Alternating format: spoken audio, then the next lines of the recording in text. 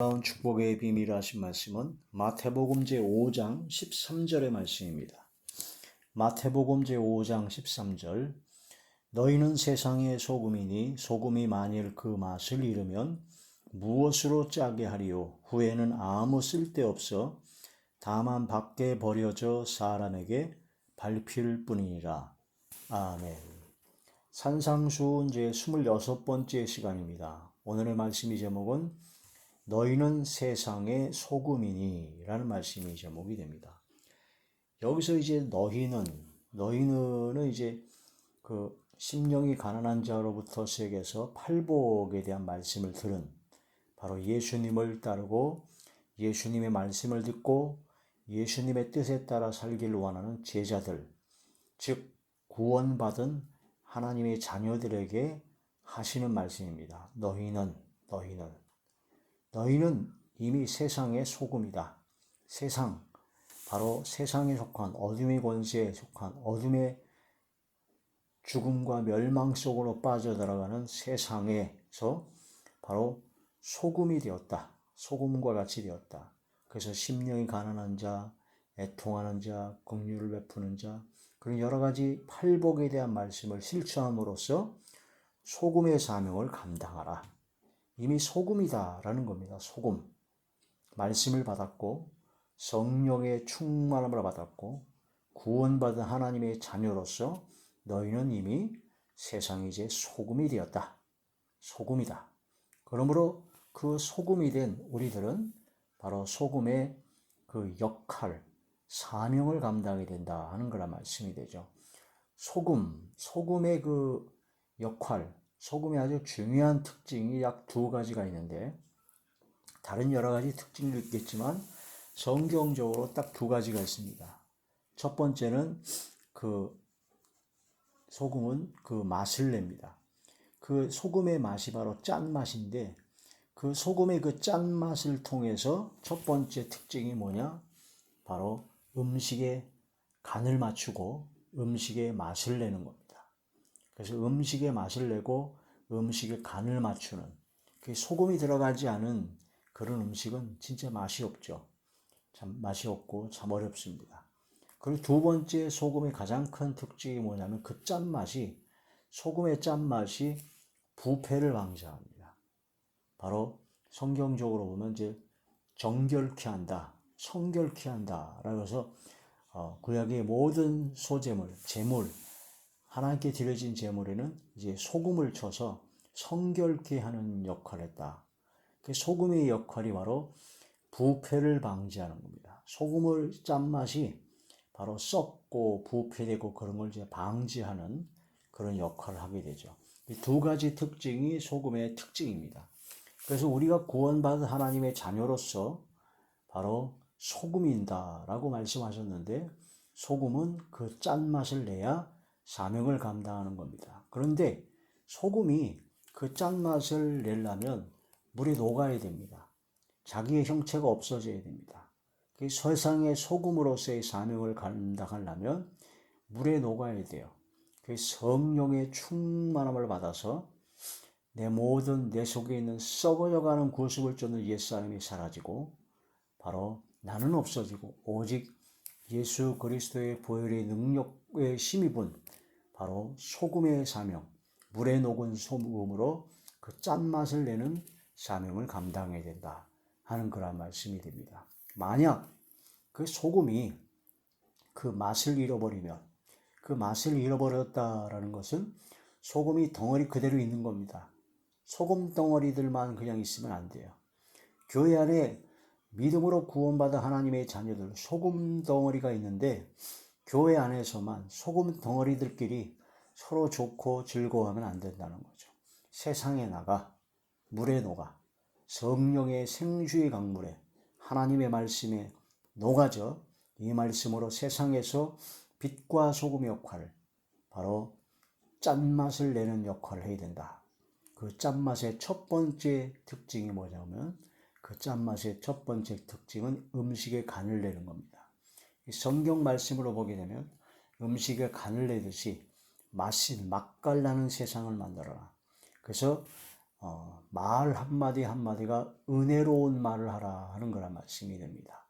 그래서 믿음으로 구원받은 하나님의 자녀들은 소금의 사명, 첫 번째가 바로 짠맛을 통해서 바로 세상을 맛깔나는 세상을 만들어야 되는데, 그것은 첫 번째 우리가 말입니다. 말. 너희가 말을 은혜 가운데서 소금으로 맛을 내듯이 하라. 소금으로 맛을 내듯이 은혜로운 말을 하라. 그래서 교회를 다니고 예수님을 믿고 구원받은 하나님의 자녀의 첫 번째로 나타나는 특징이 뭐냐면 말이 변합니다. 말하기를 더디하고 성내기도 더디하고 말 한마디 한마디가 은혜로워지고 때에 알맞은 말, 경우에 합당한 말, 또한 말의 실수가 점점 없어집니다. 말을 더디하고 기도하면서 성질도 안 내니까 서로 다툼과 분쟁이 없죠. 그래서 말 한마디 한마디로 화목하게 됩니다. 그리고 또한 예수님 믿고 믿음으로 구원받은 하나님의 자녀들은 복음을 증거합니다. 그 복음을 증거하는 게 이제 말로 전하기 때문에 말로 복음을 전하고 그 은혜로운 말을 하게 되죠.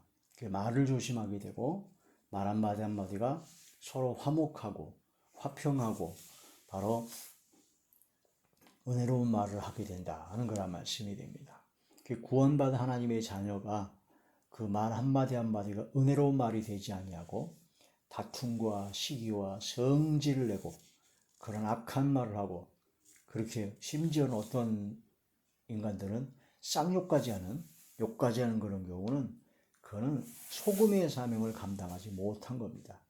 말이 바뀌어야 돼요. 말 한마디 한마디가 은혜로운 말을 해야 됩니다. 예수님은 말씀을 하실 때마다 은혜로운 말씀을 전하셨습니다. 사람들이 놀랍게 여겼죠. 배운 것이 없는 가난한 목수의 아들, 요셉의 아들이 아니냐. 그런데 어떻게 이렇게 말이 은혜로우냐 하고 사람들이 놀랐습니다. 우리가 예수님을 닮아서 구원받은 하나님의 자녀는 세상의 소금으로서의 사명을 감당하기 위하여 말 한마디 한마디가 은혜로워야 된다. 은혜롭게 소금으로 맛을 냄과 같이 말을 하라. 은혜로운 말을 하라. 골로새서 제4장 6절의 말씀입니다. 너희 말을 항상 은혜 가운데서 소금으로 맛을 냄과 같이 하라. 그리하면 각 사람에게 마땅히 대답할 것을 알리라. 소금으로 맛을 내듯이 은혜로운 말을 하라는 겁니다.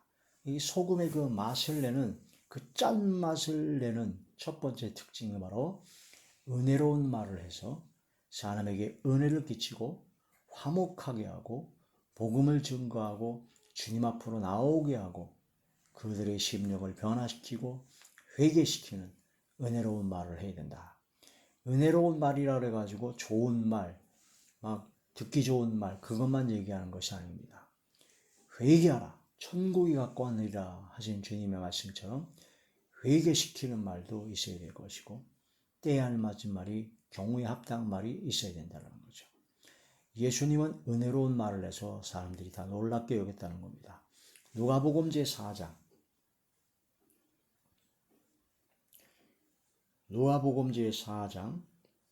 22절의 말씀입니다. 그들이 다 그를 증언하고 그 입으로 나오는 바 은혜로운 말을 놀랍게 여겨 이르되 이 사람이 요셉의 아들이 아니냐라고 사람들이 놀랐습니다. 예수님은 은혜로운 말을 하셨다. 은혜로운 말. 그래서 우리도 예수님을 닮아서 은혜로운 말이 되어야 됩니다. 그래서 우리가 구원받은 하나님의 자녀들은 가는 곳곳마다 환영을 받아야 돼요. 왜냐? 말 한마디 한마디가 은혜롭거든요. 은혜로워요. 도움이 되고 유익이 되고 화목하게 되고 은혜로운 말을 하게 됩니다. 교회에 다니고 예수님을 믿으면서도 신앙생활하고 아주 철저한 믿음의 신앙인 것처럼 하는 그런 권사님이나 장로님이나 목사님이나 아주 신앙이 좋고 은사가 많은 사람이라고 하는데 그 입에서 나오는 말이 은혜롭지 못하다면 좀 심각하게 자신의 믿음을 점검해야 됩니다. 은혜로운 말을 해야 된다는 거예요. 은혜로운 말. 은혜로운 말은 말을 많이 하는 것이 아닙니다. 은혜로운 말은 혈기, 성질을 부리고 자기의 유익을 구하는 말이 아닙니다. 시기 질투의 말이 아닙니다. 막말이 아닙니다. 희롱의 말, 성질내는 말이 아닙니다. 은혜로운 말을 하라. 소금으로 맛을 낸 것 같이 짠맛을 통해서 음식이 간을 맞추듯 은혜로운 말을 하라. 예수님께서 은혜로운 말씀을 하셨다라는 거죠. 때에 알맞은 말은 기쁨을 주는 대답입니다. 잠언제 15장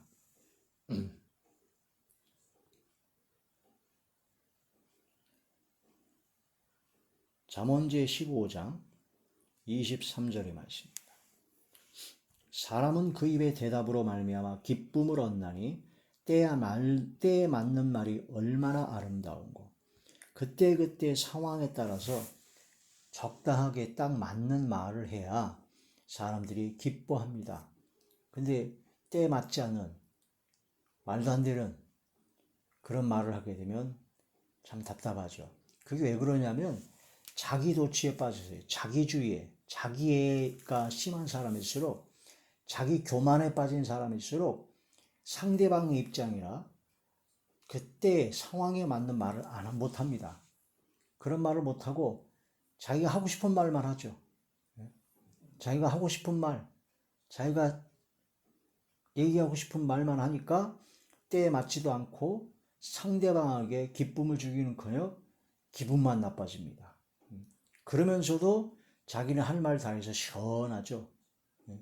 자기는 할 말 다 했어요. 자기 멋대로, 자기 내키는 대로 말을 하니까 얼마나 시원합니까? 그런데 상대방은 기쁨은커녕 아주 분노가 치밀어 오를 때가 많죠.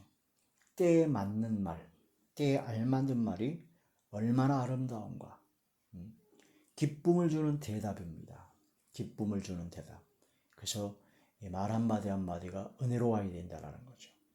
경우에 합당한 말이 되어야 됩니다. 경우에. 어떤 사람은 말을 자기 중심으로 자기가 하고 싶은 대로 자기 유익에 따라 막말하다 보니까 경우에 합당하지 않아요. 그래가지고 막 상식이 어긋난, 그 상황이도 안 맞고 말도 안 되는 그런 무대뽀적인 그런 걸 고집을 피우는 사람이 있습니다. 경우에 합당한 말을 해야 된다. 누구나 공감할 수 있는 경우에 합당한 말을 하는 것은 은쟁반에 금사과를 올리는 것과 같다. 그렇게 표현을 했죠. 잠언제 25장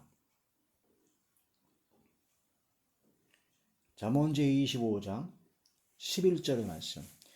경우에 합당한 말은 아로새긴 은쟁반에 금사과 아니라. 얼마나 보기가 좋습니까? 그런 것처럼 경우에 합당한 말, 그런 말, 상식에 어긋나지 아니하는 모든 사람이 공감할 수 있는 말, 그런 말이 되어야 된다.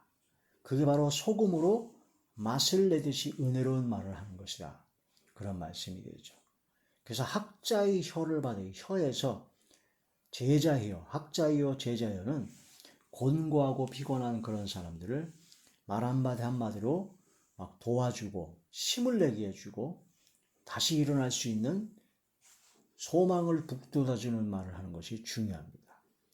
곤고한 자를 말로 도와줄 수 있는 것이 바로 학자의 혀다. 학자의 혀를 바꿔서 말하면 제자의 혀라고 합니다. 이사야 제 50장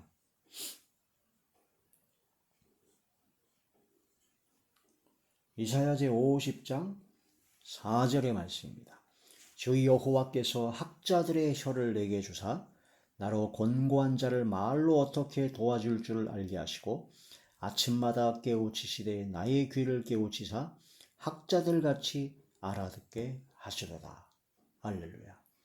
곤고한 자를 말 한마디 한마디로 도와줄 수 있어야 된다. 요즘 예전에도 그랬지만 요즘 현대에 와서는 사람들이 그 말 때문에 시험 들고 피곤하고 곤고한 경우가 너무나 많기 때문에 막 은혜로운 말, 소망을 주고 기쁨을 주는 그런 말을 통해서 힘이 나고 소망 가운데 다시 일어날 힘을 받게 되는 경우도 많습니다. 곤고한 자를 말로 도와주는 예수님께서 세례요한이나 예수님께서 처음 하신 말씀이 회개하라 천국이 가까우니라 하신 건데, 이 세상에 있는 많은 사람들이 사기꾼이라든가 제비족이라든가 그런 사람들은 아주 입속의 혀처럼 아주 꿀송이 같이 다른, 그냥 자기 마음에 맞는 그런 말을 통해서 기쁨을 주려고 하죠. 그러나 진짜 말로 도와주는 것은 회개하라, 천국이 가까웠다고 복음을 증거하는 겁니다. 처음에는 듣기가 싫습니다. 그러나 그것이 진정 회개가 이루어져서 구원을 받게 되고 영원한 영생을 얻게 되므로 가장 필요한 말이 되죠. 가장 필요한 말이요, 가장 도움을 주는 말입니다. 곤고한 자를 말로 도와줄 수 있는 것, 위로와 소망을 주는 것만이 말로 도와주는 것이 아닙니다. 때로는 책망도 필요하고, 때로는 단호하게 통해 자복하고 회개할 수 있도록 복음을 증거하는 것이 중요하다는 겁니다.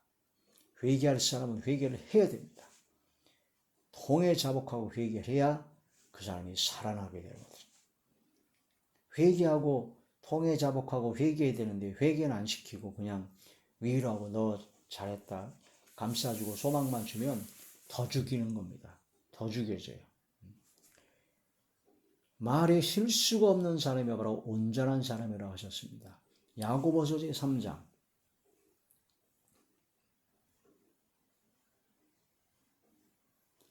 야고보서 제3장 2절의 말씀입니다. 우리가 다 실수가 많으니 만일 말에 실수가 없는 자라면 곧 온전한 사람이라 능히 온 몸도 굴레에 씌우리라. 그 말에 실수가 없으려면 어떻게 되냐? 일단 말을 많이 하면 안 됩니다. 말을 많이 하면 안 되고 말하기를 더디하고 특히 성내기, 화를 낸다든가 자기 성질에 못 이겨서 입으로 툭 튀어나오는 그런 성내기를 더디해야 된다는 거죠. 말하기를 더디하고 성내기를 더디하라. 그런 말의 실수가 일단 없어요. 그리고 또 말 한마디 한마디가 소금으로 맛을 내듯이 은혜로운 말을 해야 되고 때 알맞은 말, 경우에 합당한 말, 학자여로서 바로 그 사람에게 도움을 줄 수 있는 말을 해야 된다는 거죠. 말하기를 더디하라, 성내기를 더디하라, 듣기는 속히 하라는 겁니다. 야고보서 제1장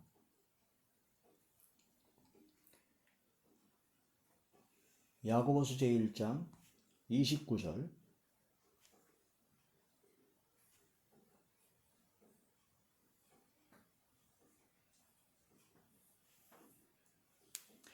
야고보서 제1장 19절의 말씀입니다. 사랑하는 형제들아 너희가 알지니 사람마다 듣기는 속히 하고 말하기는 더디하며 성내기도 더디하라. 사람이 성내는 것이 하나님의 의를 이루지 못함이라. 성질을 내버리면 다 닦여져 버릴 수가 있습니다.